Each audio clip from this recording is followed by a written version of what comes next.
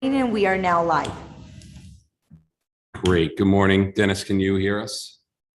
I can hear, but I can't. All I see is the Darien Public Schools. Okay, yeah, we'll get that fixed. Perfect. But, we do have a quorum. So now I can see. Awesome. Thanks. Good morning, everybody. It is September 9th, and we're at a Finance Committee meeting of the Board of Education of Darien, Connecticut. We have a brief schedule this afternoon or agenda this morning, actually. Round two of the committee meetings of the doubleheader this morning after curriculum. And like Mrs. Parent highlighted, we're really glad to be back to school in a regular fashion for the first time in a number of years. So thank you, everybody that's making that happen. It's glorious. So I'm just going to hand it off to Rich to run us through the agenda. The first one being the fiscal 22 financial report through June 22. Okay. So this is the year-end financial report for fiscal year 22. So the unaudited financial statements show a year-end balance of $694,439, which is pretty much in line with where we were for the May forecast. It's about $11,000 higher. I did want to highlight, and there's a chart in the packet. While $694,000 does seem like a lot, if you actually extract out the excess cost reimbursement, which was just really a higher reimbursement rate, and then the portion of budget control that was unused, we were really left with basically $102,000 on a $110 million budget. So it was a pretty razor thin margin that we ended the year with. So it's about 0.1%, a little more than that. There were some changes from the May forecast, which I'll highlight. So as I mentioned earlier, the changes were 11,107 from where we forecasted in May. The largest difference was building rentals were down to about 28,000, and that was just due to lower enrollment in some of the after-school programs like Darien After School and Studio for the Performing Arts. Utilities ended up a little higher than forecast, including heat, electricity, and water by about 9,000. Legal fees, including both RC 16 and 24, were about $5,400 more than expected, as legal fees for special education primarily trended higher in the last month. ELP tuition was lower by about $847, and that was just really due to a reclassification of a student to special education. Property insurance, pretty minor at $81. Some various operating accounts within special education, including consultant services, contracted speech, OT, and PT, for about $10,000. Health insurance did end the year with a positive $10,309, and that's really due to dental and vision claims. So we're fully insured for medical, but dental is self-insured, so that's where you do see a little bit of the fluctuation. Consultant services in RC 19 shows a positive balance of $8,000, and that was for partial fulfillment of DEI services. And then if we look at a lot of those smaller accounts throughout the chart of accounts like office supplies, textbooks, resource materials, classroom reference, across all the RCs, it was about $7,800 to the positive compared to the previous forecast. Substitutes, ESY, and overtime were about $6,800 better than expected. Curriculum development, $4,800. The COVID accounts did end the year at a positive balance of $2,900. There was a little bit more savings in the disinfectant account for the buses. Retirement and FICA was a little bit better. Medicaid reimbursement was better by about $1,100. And then again, those various equipment accounts across all the RCs were only about $91 off from forecast. So as we do in all the previous months, the general education RCs were a positive $124,460. Special education RCs were a positive $565,327. Again, with the bulk of that really being excess cost reimbursement. And then the COVID RC 28 was $4,600 to the positive. Just going quickly through some of the RCs, the only change really at Darien High School were some of those various operating accounts, which was about $500 to the positive. No real change at Fitch. And then at the middle school, the various operating accounts were $59 to the positive. At Hindley, again, those various operating accounts, positive $133. Holmes, again, those various operating accounts, positive $475. Ox Ridge, again, those various operating accounts, positive $179.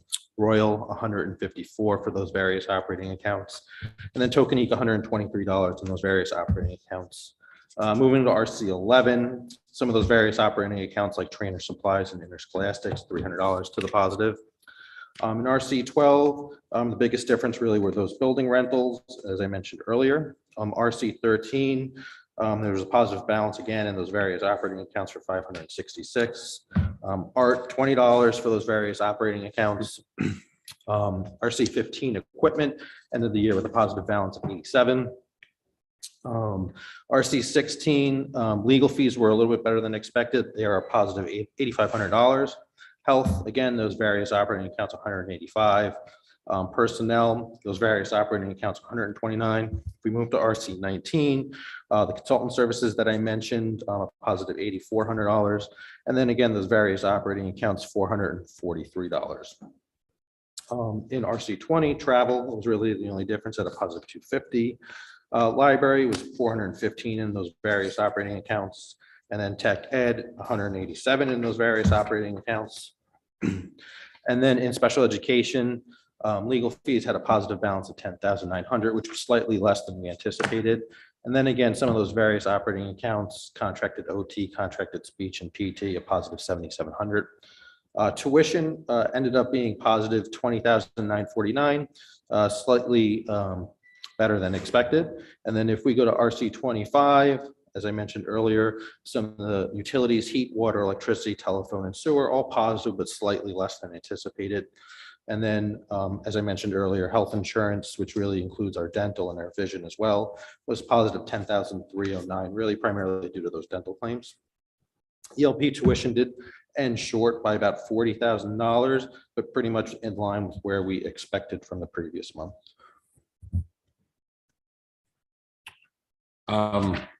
Let's just, anybody have any questions on this fiscal year end report? I just have two quick ones. Building rentals, Rich, is there any way to figure out whether this was related to COVID, the shortfall, and like, could you see it in earlier months or? So in the beginning of the year, we actually saw a lot more in use of fields fees. So we far exceeded use of fields. So the net of the two was pretty much in line. You know, we've heard more people wanted to rent our fields as opposed to rent our buildings because maybe they were cooped up for the last couple of years and they'd rather be outside than inside. We have seen a little bit of an uptick to start the year for buildings, but it'll probably be a little bit lower than expected. Okay. Fields are really what's driving, and it could possibly be because, you know, kids want to be outside more if they were cooped up for a while. And then we had done a transfer on the consultant line, and there seems to be a surplus. Why don't we just comment on what happened there?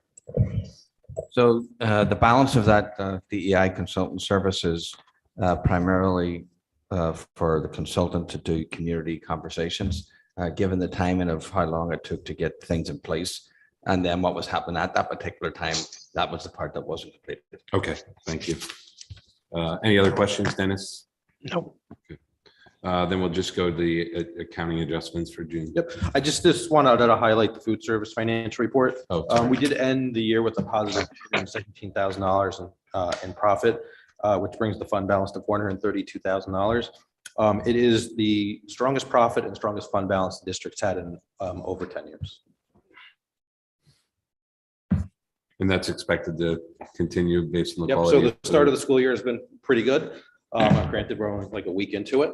But just as you remember, like we typically start with the deficit in the Yeah. account because you have some pre-expenses and then it kind of picks up as the year goes on, but we'd expect it to continue. I mean, will that balance continue to grow if you have another successful year? It will. So typically what happens is if you have a few really successful years, you want to take that balance and start reinvesting in food service equipment. So refrigerators, stoves, things like that. Maybe redesign some of the way the students go through the line. We've been looking at the middle school because there's a little bit of a bottleneck just the way it's designed.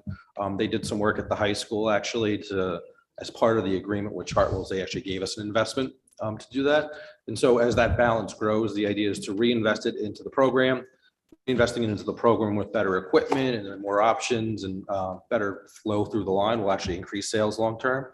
And then the idea is to keep growing it, and if it does, it can even offset some of your operating costs in the future. Okay, thank you. Middle school, fastest 20 minutes of lunch. If you're a sixth grader, get down from the top floor. I had lunch with the kids yesterday, and just coincidentally, just independently, I wasn't even asking about the lunch. They said the lunch here at the middle school is great. So there you go.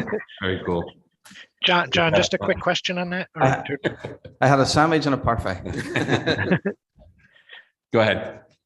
Rich, I see that this is based on our P&L. How does this compare to previous lives in your previous jobs?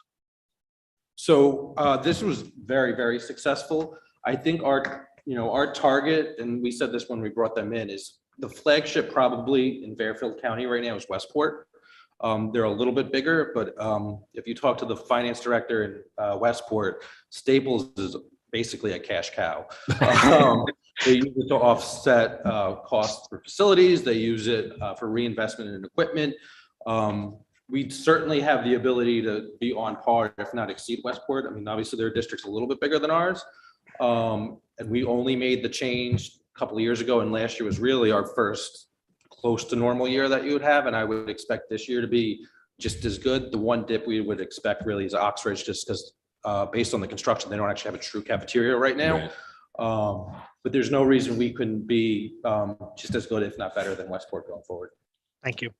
And just pricing, I mean, we're not, what's the pricing trajectory on this? So the district hasn't raised its prices for regular meals in quite a while. Okay. And then there's a la carte items, obviously, which are outside of that normal like school lunch program. Okay. And then the pavilion is also did very well for the district, and Chartwell's plans on running it again for this.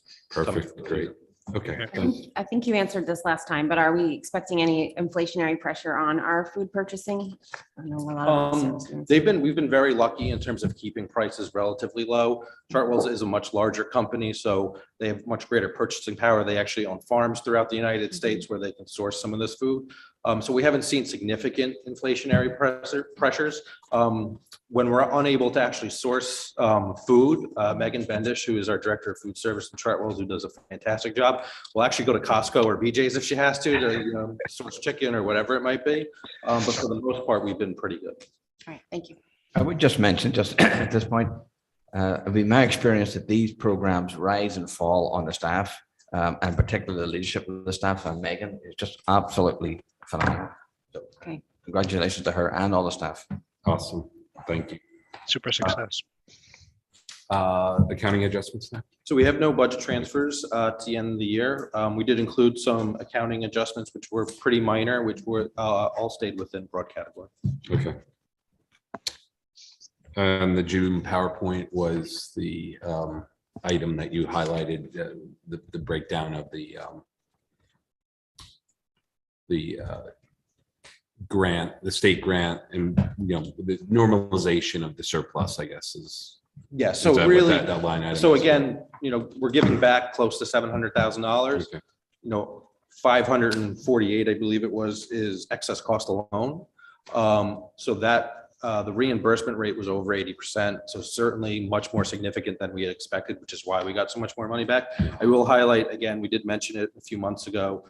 The state budget that was passed did change the way reimbursement for excess cost is done. It's now tiered based on town wealth. And so now our reimbursement rate will be capped at 70%. So we did budget 75 for the upcoming year. So we would probably expect to get less depending on how claims settle out. Okay. And then if cost of recovery services, well, we haven't done the grant report yet either. If you could just run through We the can run grants. through the grant report real quick. So no real significant changes in the grant. The IDEA grant, which is a 2-year grant, and we do always roll over a small balance, so we don't get hit with essentially grant compression. We'll be carrying over $112,000. The IDEA ARP grant, which was a new grant for fiscal year 22 and is a 2-year grant, we are expending all in fiscal year 23, and that is for the SLP and psychologists that were added as part of the budget process. The title grant, we are carrying over a little bit of money, about $8,000. Title grant is primarily professional development. Title II, again, is another professional development grant, and it's a multi-year grant, and we intend to carry over $50,000 for professional development. Title III is for English language learners. It is a relatively small grant for the district, and it typically funds materials and professional development for EL students. And then Title IV, we are carrying over just under $6,000. And again, that's primarily used to support professional development. The Team Mentor Grant is a grant that was 100% expended. It is actually a grant that's been reduced by the state for a number of years and doesn't actually cover our full cost. So in RC 18, you do see a funding line item for the difference for the Team Mentor program. The special education COVID grant was expended in full, and that supported ESY, which was the ESY not from this current summer, but the previous summer. The ARP ESSER funds, we are intending to carry over about $50,000. The grant will carry over a total of 158, but some of those are earmarked for ESY that occurred this past summer that started in the end of June, but actually carries over into July. And then Unified Sports, that was expended in full. And then the Darien Foundation did support the robotics program in the first year, and then they have given us the initial funding for year 2, which is the current year. Awesome. And then if you could just, I think hopefully this is the last time we'll be talking about COVID expenses. Yep. So the operating fund ended up covering about $56,000. The bulk of that was substitutes, and that was part of the teacher MOU that was done earlier in the year. We did get the grant of $1,025,000, and that was the ARP grant, and that did fund some special education staff, some literacy interventionists for makeup work, recovery services and special education, ESY, and some technology. We did spend, as I mentioned, the majority of it, and we intend to carry over about 158, but really about 50 unencumbered. So when you take out the transfers that were done, we were left with $4,600 of available balance that'll get returned to the town this year, at the end of this year.